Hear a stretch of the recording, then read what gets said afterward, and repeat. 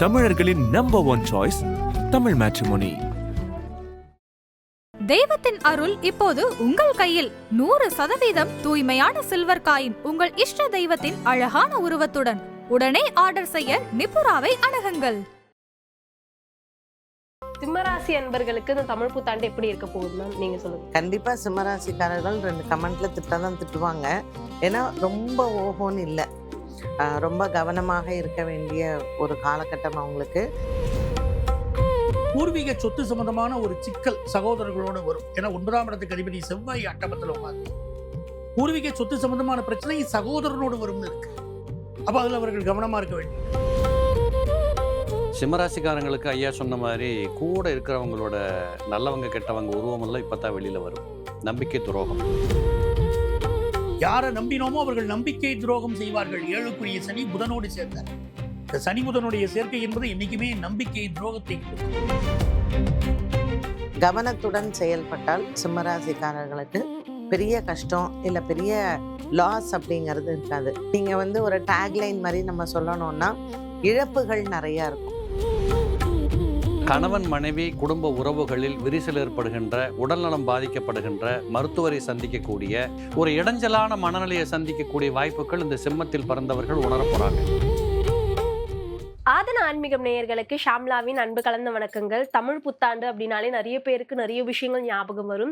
முக்கியமா இந்த ஆங்கில புத்தாண்டு பிறக்கும் போதுமா இருக்கட்டும், தமிழ் புத்தாண்டு பிறக்கும் போதா இருக்கட்டும், நம்மளோட ராசிக்கு என்ன விஷயங்கள் நடக்கும், இந்த வாட்டியாவது நமக்கு நல்ல விஷயங்கள் நடக்குமா அப்படின்னு நிறைய பேர் நிறைய விதமான எதிர்பார்ப்புகளோட இருந்திருப்பாங்க. இவ்வளோ நேரம் பொது பலன்களா பார்த்துருந்தோம். அதை தொடர்ந்து 12 ராசிக்காரர்களுக்குமே இந்த தமிழ் புத்தாண்டு எப்படி இருக்க போகுது அப்படிங்கிறது தான் நிறைய விஷயங்களை இன்னைக்கு இந்த நிகழ்ச்சியில கேட்டு தெரிஞ்சுக்க போறோம். வணக்கம். வணக்கம். 3 பேர் எப்படி இருக்கீங்க? ரொம்ப சௌக்கியமா இருக்குமா. உங்களுக்கு தமிழ் புத்தாண்டு நல்வாழ்த்துக்கள். நேயர்களுக்கு தமிழ் புத்தாண்டு நல்வாழ்த்துக்கள். ரொம்ப நன்றிமா. நேயர்களுக்கு இந்த பராபவ வருஷம் நல்ல மகிழ்ச்சியும் ஆனந்தமும் நிறைந்த வருஷமா இருக்கணும்னு வாழ்த்துறோமா. சிம்மராசி அன்பர்களுக்கு இந்த தமிழ் புத்தாண்டு எப்படி இருக்க போகுது மேம், நீங்க சொல்லுங்க. பொதுவாக இந்த 12 ராசியில் நான் ஃபர்ஸ்டே சொல்லும்போது ஜாக்பாட்டு அதுன்னு கண்டிப்பாக சிம்மராசிக்காரர்கள் 2 கமெண்ட்ல திட்டதான் திட்டுவாங்க. ஏன்னா ரொம்ப ஓஹோன்னு இல்லை, ரொம்ப கவனமாக இருக்க வேண்டிய ஒரு காலகட்டம் அவங்களுக்கு. ஏன்னா ராசியில் கேது பகவான் நவம்பர் வரைக்கும் இருக்கிறாரு. 8ஆம் இடத்துல அவங்களுக்கு சனி பகவான் ஏற்கனவே 8ல் வந்தாச்சு. அண்ட் குரு பகவானும் இப்போ 12ஆம் இடத்திற்கு வந்துடுவார். ஸோ விரயத்தில் குரு, 8ல் அஷ்டமத்தில் சனி இருக்கும்போது ஏதாவது ஒன்று அவங்க நினச்ச மாதிரி நடக்காமல் தான் போகும். ஏற்கனவே அவங்களுடைய சூழ்நிலைகளும் அப்படி தான் இருக்குது.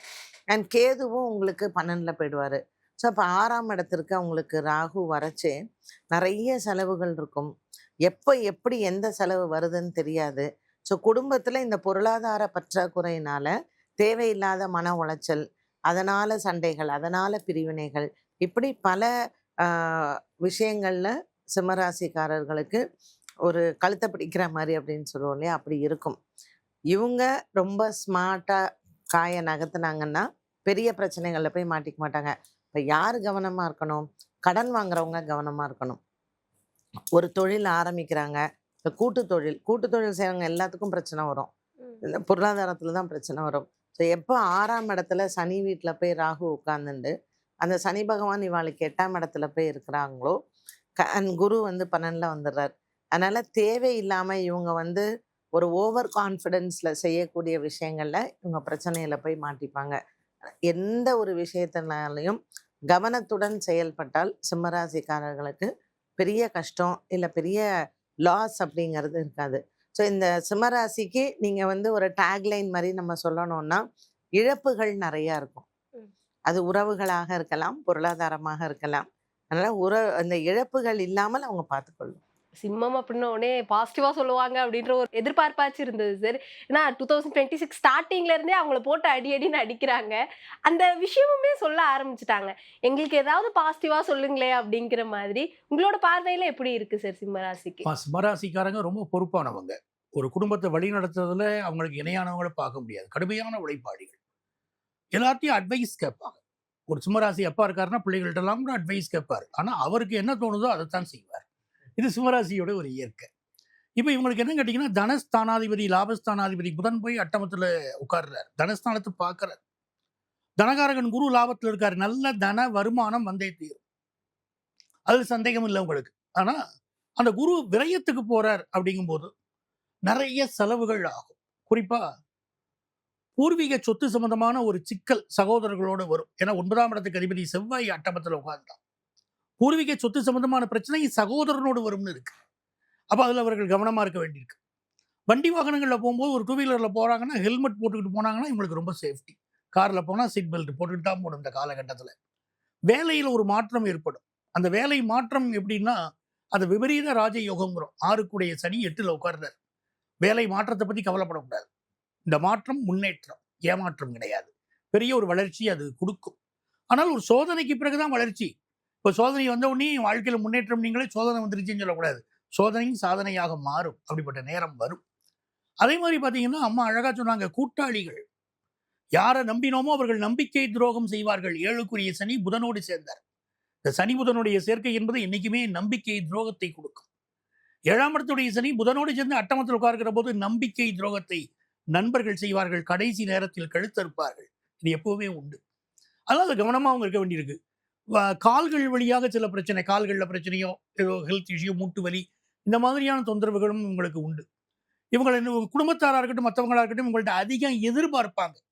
சந்திரன் ராகுவுடைய சேர்க்கை 7ஆம் இடத்துல இருந்துகிட்டு இவங்களை சந்திக்கக்கூடிய நபர்கள் நிறைய எதிர்பார்ப்புடைய இவங்கள்ட்ட பழகுவாங்க. பிஸ்னஸை பொறுத்த வரைக்கும் இவங்களுக்கு இந்த பாக்கிய ஸ்தானத்தில் சூரியன் சுக்கிரனுடைய சேர்க்கை புதிய ஒப்பந்தங்களில் பிஸ்னஸில் கையெழுத்து போடுவாங்க. ஸோ வேலை மாற்றமும் இவங்களுக்கு ஏற்பட போகுது. புதிய பிஸ்னஸ் ஒப்பந்தங்களில் கையெழுத்து போட போகிறாங்க. எஜுகேஷனில் அடுத்த ஸ்டேட்டில் போய் படிக்கிறது, அடுத்த நாட்டில் போய் படிக்கிறதுன்னு கல்வியில் முன்னேற்றம். உள்ளூரில் இருந்தால் சாதாரணமாக படிக்கிறவங்க இடம் மாறி போகிற போது அந்த கல்வியில் ஒரு பெரிய வளர்ச்சியை பார்ப்பாங்க. அப்போ மைனஸை ப்ளஸ்ஸாக மாறக்கூடிய அமைப்புகளும் உங்களுக்கு இந்த காலகட்டத்தில் உண்டுமா? அது நன்மையாகவே அமையும். சிம்மராசிக்கு திருமண வாழ்க்கை, புதுசா அந்த தொழில் ஆரம்பிக்கிறது, அந்த விஷயங்களுக்குலாம் ஏதாவது பாசிபிலிட்டிஸ் இருக்கா சார்? இவங்க விட்டதுலேருந்தே தொடரலாம். அதை புதுசாக ஒன்றும் பெருசாக இல்லை. சிம்மராசிக்காரங்களுக்கு ஐயா சொன்ன மாதிரி கூட இருக்கிறவங்களோட நல்லவங்க கெட்டவங்க உருவமெல்லாம் இப்போ தான் வெளியில் வரும். நம்பிக்கை துரோகம். உடன் இருப்பவர்கள் இப்படிப்பட்டவங்களில் இத்தனை வருஷம் ஒன்றா வச்சுருந்தோன்னு மனம் வருத்தப்படும். இன்னும் சில குடும்பங்களில் கணவன் மனைவி குடும்ப உறவுகளில் விரிசல் ஏற்படுகின்ற, உடல்நலம் பாதிக்கப்படுகின்ற, மருத்துவரை சந்திக்கக்கூடிய இப்படிப்பட்ட ஒரு இடைஞ்சலான ஒரு பகுதி. இது ஒன்றும் ஆகிட போகிறதில்லை. ஆனால் அந்த சந்தர்ப்பம், அந்த நாட்களில் ஒரு இடைஞ்சலான மனநிலையை சந்திக்கக்கூடிய வாய்ப்புகள் இந்த சிம்மத்தில் பிறந்தவர்கள் உணர போகிறாங்க. இது குறிப்பாக சொல்லணும்னா குரு பெயர்ச்சி ஆகிற வரைக்கும் ரொம்ப கஷ்டமாக இருக்கும். முதல் 2 மாதங்கள். குரு பெயர்ச்சி ஆனதுக்கப்புறம் கொஞ்சம் ரிலாக்ஸ் ஆகும். ஏன்னா 12ஆம் இடத்துக்கு குரு வந்த உடனே 4ஆம் இடத்தை பார்ப்பார். அப்போ விரயங்கள் கூட சுப விரயங்களாக மாற்றப்படும். ஒரு வீடு வாங்குகிறோம், லோன் வாங்கி தான் வீடு வாங்க போகிறோம். ஒரு கார் வாங்குகிறோம், லோன் வாங்க போகிறோம். கடன்கள் ஏற்பட்டு அதன் மூலமாக வரக்கூடிய ஒரு சொத்து, இப்படிப்பட்ட ஒரு சுப விரயங்கள் இது ஏற்படக்கூடிய வாய்ப்புகள் இருக்கும். அதே போல் அந்த குரு பகவான் 6ஆம் இடத்தையும் பார்க்கின்ற காரணத்தால் எதிரிகள் யார், நல்லவர்கள் யார், இவர்களை எப்படி சமாளிக்கிறது, இல்லை எந்த கோர்ட்டுக்கு எங்கே போய் நின்னால் என்ன ரிசல்ட் வரும், இப்படி என்று இவர்களுடைய நுண்ணறிவு வேலை செய்கின்ற காரணத்தால் யாரையும் நம்பாமல் இவர்களுடைய சிக்கலை தீர்த்துக்கிறதுக்கு இவங்க முயற்சிகள் உதவி செய்யும். எதிரிகளும் நண்பர்களும் எப்படிப்பட்டவங்களாக இருந்தாலும் அதுலேருந்து விலகி போகிற பாதை என்பது இவங்களுக்கு தெரிஞ்சு போயிடும். இதே போல் 8ஆம் இடத்தில் அட்டமத்து சனி, நான் இல்லைன்னு சொல்லலை, ஆனால் அட்டமத்து சனி வியாழன் வீட்டில் உட்கார்ந்து அந்த வியாழ பகவானால் பார்க்கப்படுகின்ற ஜூன் 1ஆம் தேதிக்கு அப்புறம் பார்த்தா இந்த அட்டமத்து சனியின் அந்த கெடு என்பது, வலிமை என்பது சற்று குறையும். அப்போ அந்த இடத்துல பார்த்தீங்கன்னா அடுத்து என்ன பண்ணணும், அடுத்து என்ன செய்ய போகிறோம் அப்படிங்கிற திட்டங்கள் மூலமாக இவங்கள் கொஞ்சம் அதிலிருந்து கஷ்டங்கள்லேருந்து விடுபட முடியும். என்னை பொறுத்தளவு இந்த வருகின்ற வருஷத்தில் எது வேணாலும் நடக்கட்டும், நான் பார்த்துக்கிறேன், எந்த வேணாலும் நடந்துட்டோம், என்ன ஆயிரப்போகுது, இப்படி என்று துணிச்சலாக எதிர்கொள்ளக்கூடியவர்களுக்கு இந்த வருடம் பொன்னான வருடம். பயந்து போய் அங்கே போடி இங்கே போடி என்னமோ ஏதோன்னு துடிக்கிறவங்களுக்கு இது கஷ்டமான காலம். அது சிம்மராசிக்காரங்களுக்கு எப்போதுமே கொஞ்சம் ஸ்ட்ரென்த் உண்டு. அதை வச்சு அவங்க சமாளிப்பாங்க.